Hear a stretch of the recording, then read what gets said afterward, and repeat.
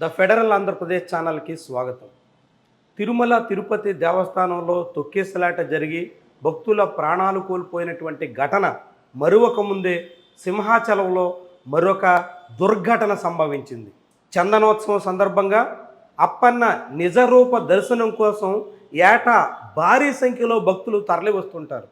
అలాంటి భక్తులకు తగ్గట్టుగా ఏర్పాట్లు చేయాల్సినటువంటి అధికార యంత్రాంగం గోడ నిర్మాణానికి తగినంత సమయం కేటాయించకపోవడంతో పెను ప్రమాదం సంభవించినట్టు కనిపిస్తుంది.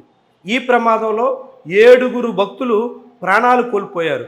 గోడ కూలి భక్తుల మీద పడడంతో అక్కడికక్కడే మృతి చెందినట్టుగా చెబుతున్నారు. వారితో పాటుగా మరికొంతమంది తీవ్ర గాయాలు పాలయ్యి ఇప్పుడు ఆసుపత్రిలో చికిత్స పొందుతున్నారు.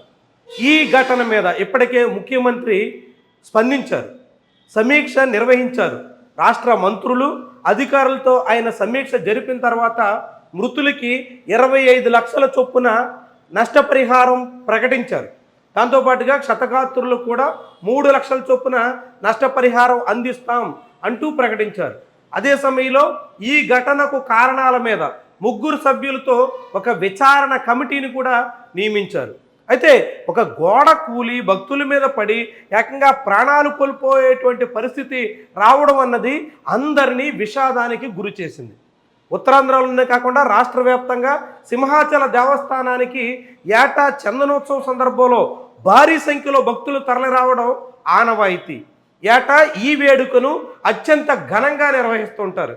ఆ సమయంలో గడిచిన 2-3 ఏళ్లలో వైఎస్ఆర్సీపీ ప్రభుత్వ హయాంలో తగినంత ఏర్పాట్లు జరగలేదు అంటూ టీడీపీ జనసేన పార్టీ నేతలు తీవ్రంగా విమర్శలు చేశారు.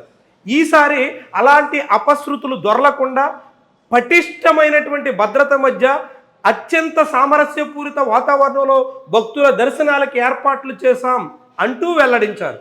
కానీ తీరా చూస్తే ఆచరణ అందుకు భిన్నంగా కనిపించింది. ఏకంగా భక్తులు ప్రాణాలు కోల్పోవలసినటువంటి ఘటన దేవస్థాన ప్రాంగణంలోనే జరగడంతో ఇప్పుడు అందరినీ కలచివేస్తుంది. ఇలాంటి ఘటనలు పదే పదే పునరావృతం అవుతున్నటువంటి తరుణంలో మరింత ఆందోళన కలుగుతోంది. మొన్నటికి మొన్న తిరుమలలో జరిగినటువంటి తొక్కిసలాట ఇంకా జనం మదిలోంచి చెదిరిపోలేదు. అలాంటిది ఇప్పుడు సింహాచలం కొండ మీద జరిగినటువంటి ఘటన తీవ్రంగా కలచివేస్తోంది.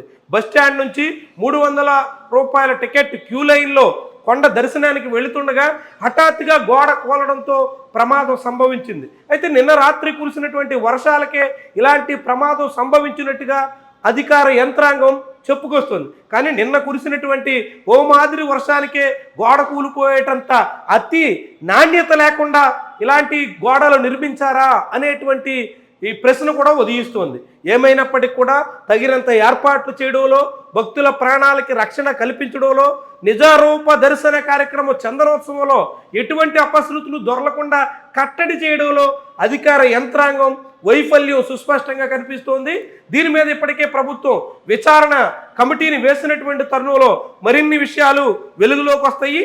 అయితే ఈ ఘటన మీద ఇప్పుడు అందరూ కూడా విస్మయం వ్యక్తం చేస్తున్నారు. ప్రభుత్వం పదే పదే ఆలయాల్లో ఇలాంటివి పునరావృతం అవుతున్నటువంటి తరుణంలో కట్టడి చేయడానికి తగ్గట్టుగా భారీ భద్రతా ఏర్పాట్లు చేయాల్సినటువంటి అవసరం ఉందని అనేక మంది చెప్పుకొస్తున్నారు.